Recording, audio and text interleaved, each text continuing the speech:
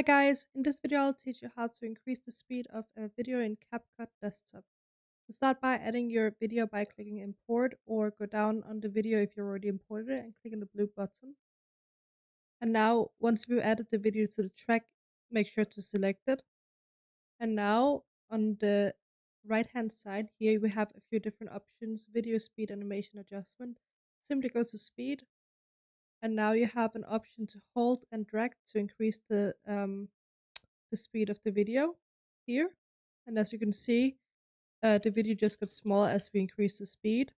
And the same thing will happen if I decrease the speed. So here.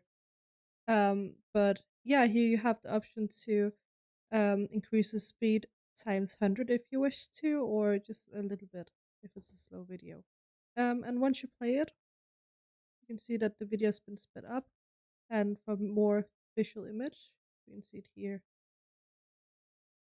And that's how you can increase speed on a video in CapCut Desktop.